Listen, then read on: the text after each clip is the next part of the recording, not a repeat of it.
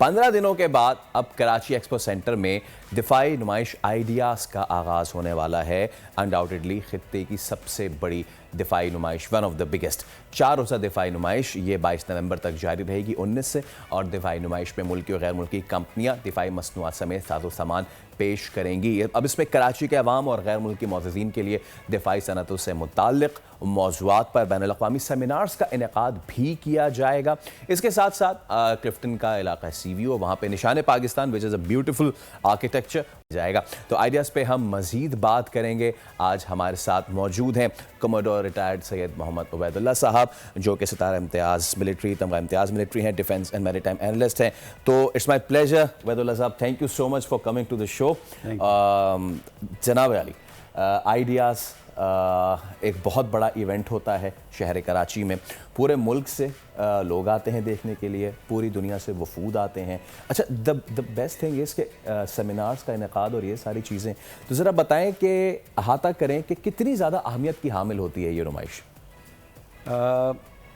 नुमाइश तो जैसा कि आपने अपने इंट्रो में कहा कि हमारी रीजनल डिफेंस एग्जीबिशन जो इस इलाके में होती हैं, इनमें से one of the biggest exhibition ये है जो अपने अंदर बहुत सारी चीज़ों को समोए हुए है। मगर ये बड़ा ज़रूरी है कि आपके सुनने और देखने वालों को ये पता लगे कि इसका आइडिया क्या था, कब ये आइडिया आया और क्यों आया। हम तो ज़रई मुल्क हैं जी, तो लोग कहेंगे भाई ये कैसे हुआ। ये कि जैसे ही पाकिस्तान वजूद में आया 1947 में, तो ये आइडिया बड़ा ज़बरदस्त और ज़रूरी था कि भाई हमें ख़ुद निसारी की तरफ जाना चाहिए।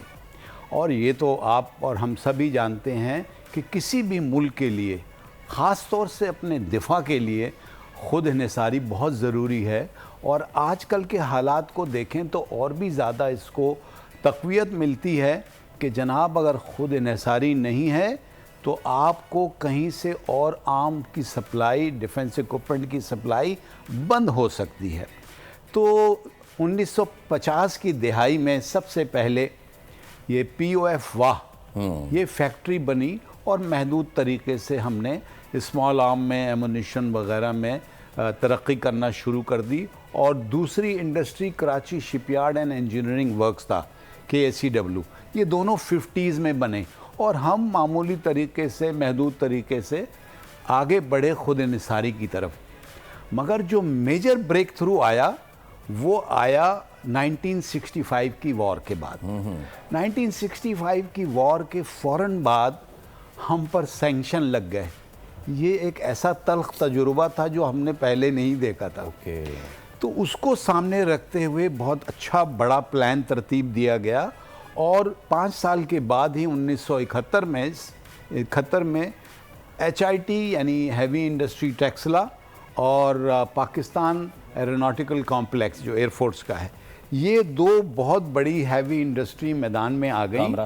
कामरा भी ऐसी कामरा, क्योंकि देखें जब तक कोई भी मुल्क खुद इन्हिसार नहीं होता अपने डिफेंस इक्विपमेंट में, वो बेचेगा क्या। एब्सोल्युटली।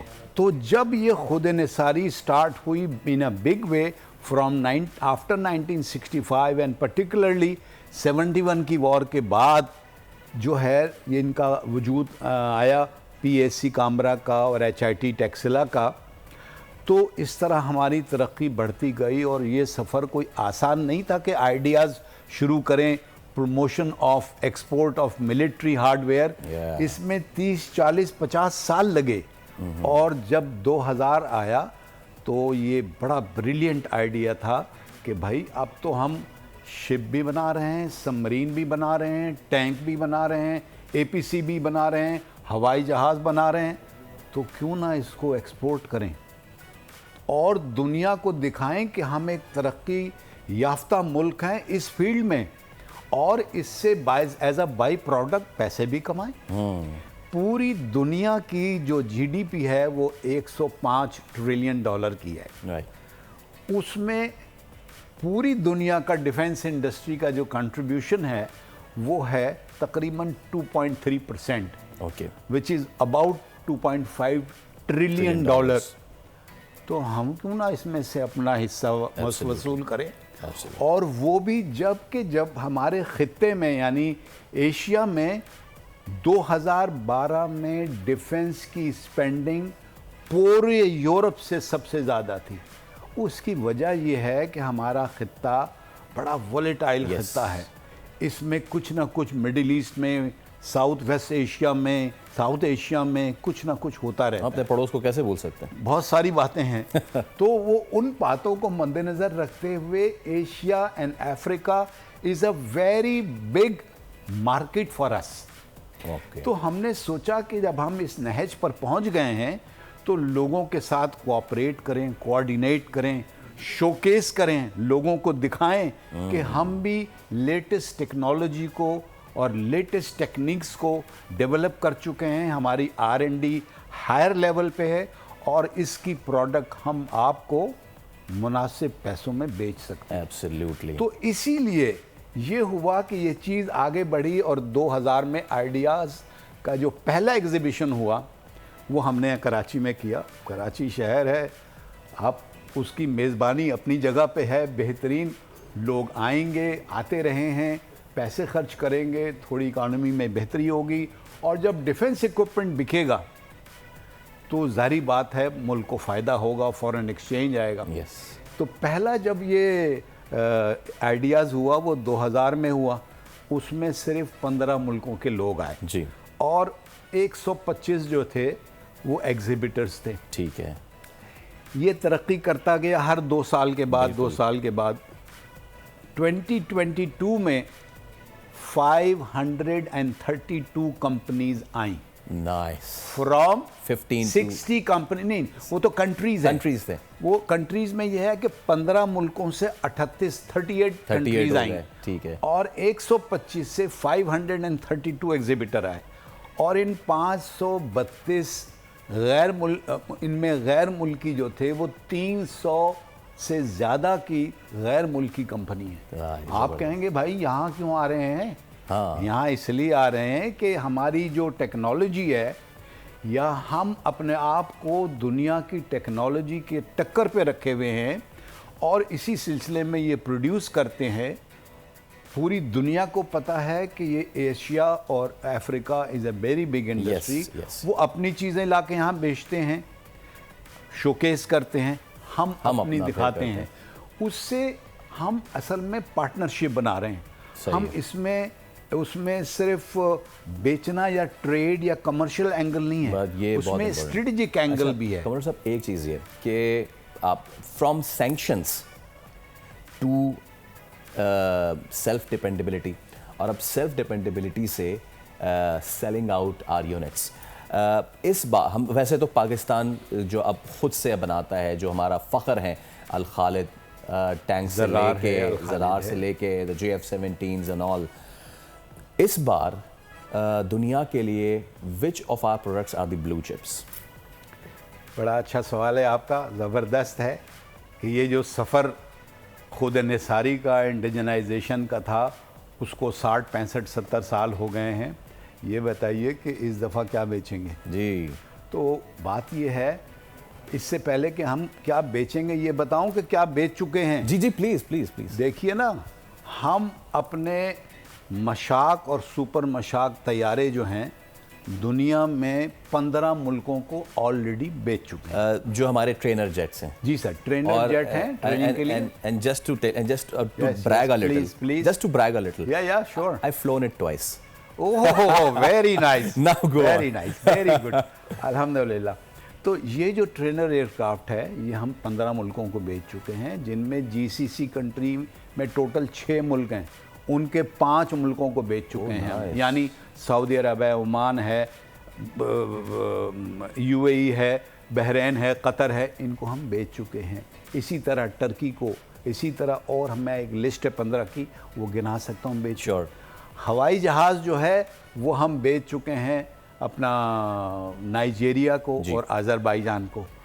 कौन से? F-17 thunder, JF-17 thunder. तो ये चीज़ें बेच चुके हैं और ये टेक्नोलॉजी इवॉल्व होती रहती है, इम्प्रूव होती रहती है, तो ये चीज़ें बेचने के लिए तैयार हैं।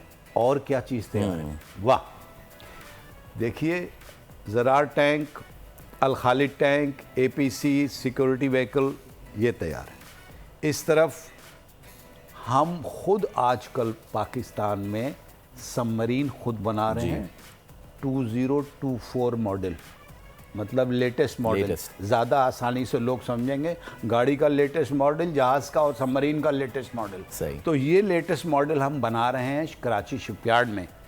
कराची शिपयार्ड ने पूरे पाकिस्तान का सबसे बड़ा वॉरशिप PNS माविन बनाया था टर्की के साथ जी, और उसके साथ साथ ट्रांसफ़र ऑफ टेक्नोलॉजी की Nice. चाइना के साथ मिलके हंगोर क्लास सबमरीन बना रहे हैं, ट्रांसफ़र ऑफ टेक्नोलॉजी यहाँ बन रही है। इसी तरह बेल्जियम क्लास फ्रिगेट बना रहे हैं, कॉर्वेट बना रहे हैं, मिसाइल बोटें बना रहे हैं। इस तरह की बहुत सारी चीज़ें बना रहे हैं। इंशाल्लाह पेश करेंगे कि बाकी लोगों से टेक्नोलॉजी में टक्कर पे, पैसों में बहुत कम। आइए, एब्सोल्युटली तो ज़बरदस्त। ये हमारे लिए बड़ा प्राइड है कि हमने इस फील्ड को 70 साल में फ्रॉम इंडिजनाइजेशन, जैसा आपने कहा, टू एक्सपोर्ट। जब तक इंडिजनाइजेशन नहीं होगी तो एक्सपोर्ट तो नहीं हो सकती। तो आप ये भी देखें, इससे भी अंदाज़ा लगाएं कि पहली जब आइडियाज़ 2000 में हुई तो सिर्फ 4500 स्क्वायर मीटर का कवर्ड एरिया था, जिस पे एग्जिबिटर यानी दुकान जो लगी थी जी, वो स्क्वायर मीटर में 4500 स्क्वायर मीटर पे थी, और 2022 में 12,500 स्क्वायर मीटर। इस दफ़ा ये सारे के सारे रिकॉर्ड टूटेंगे। ओके, कॉन्ट्रैक्ट होने के भी, एरिया के भी, एग्जिबिटर्स के भी।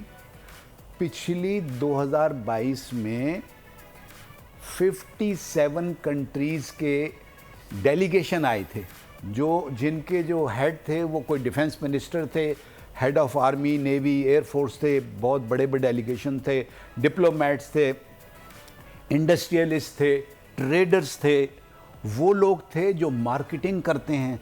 तो ये एक ऐसा प्लेटफॉर्म है जो हम इंटरनेशनली प्रोवाइड कर रहे हैं, पर्टिकुलरली अपनी प्राइवेट इंडस्ट्री जो पाकिस्तान की है, जो डिफेंस की है। हालांकि वो बहुत बुनियादी चीज़ें, सपोर्टिंग इक्विपमेंट बना रहे हैं, लेकिन इनको हम साथ लेके चल रहे हैं, क्योंकि प्राइवेट सेक्टर को जब साथ लेके चलेंगे अपनी गवर्नमेंट, क्योंकि मेजॉरिटी तो गवर्नमेंट सेक्टर में है ना, जैसे मैंने बताया, HIT है, कामरा है, शिपयार्ड है, डॉकयार्ड है, इस तरह की। तो प्राइवेट सेक्टर को साथ लेके चलेंगे तो इसमें और ज़्यादा निखार आएगा और बेहतरी आएगी। एब्सोल्युटली। और ये अब मेरा अगला सवाल सर यही है कि जैसे आपने कहा कि सिर्फ कंपनीज नहीं आती, बल्कि वुज़रा आ रहे हैं, हेड ऑफ द फोर्सेस आ रहे हैं। कितना ज़्यादा ये सिर्फ कमर्शियल पर्पस पे नहीं, सिफारती सतह पे कितना ज़्यादा अहमियत कहाँ मिलेगी? हाँ भाई, आपने तो सवाल ऐसे किए हैं ज़बरदस्त, on the spot. Pleasure all mine. Really, हम जो है सिर्फ कमर्शियली एक्ट नहीं कर रहे। Through the sale of product which is compatible to world standard, we are developing relationship. Defence relationship long term होती है, उसके थ्रू पॉलिटिकल एंड डिप्लोमेटिक रिलेशनशिप बढ़ती है, एक दूसरे को समझने का मौका मिलता है। फिर इन सबसे बढ़ के जो सिक्योरिटी एंड सेफ्टी का जो आंसर हमारे पूरे खत्ते में है, उसमें हमारा काम है कि मिल के कोऑर्डिनेट करके, कोऑपरेट करके स्टेबिलिटी कायम रखना। एब्सोल्युटली। और स्टेबिलिटी कायम होगी पूरे खित्ते में, बिकॉज इन मॉडर्न टाइम्स नहीं, रीजन तरक्की करता है। Qamaruddin sahab, it was a pleasure talking to you, thank you so much. और इंशाल्लाह ताला आपसे आगे भी मुलाकात होती रहेगी, आपसे मजीद भी गुफ्तगू होती रहेगी। तो लेडीज एंड जेंटलमैन, आइडियाज़ होने जा रहा है कराची में, तो सब दिल थाम के बैठ जाइए, और सब जाएंगे जी, हम भी जाएंगे और आपको शो करेंगे कि वहाँ पे क्या कुछ है। सब्सक्राइब करें और बेल दबाएं ताकि कोई खबर रह न जाए।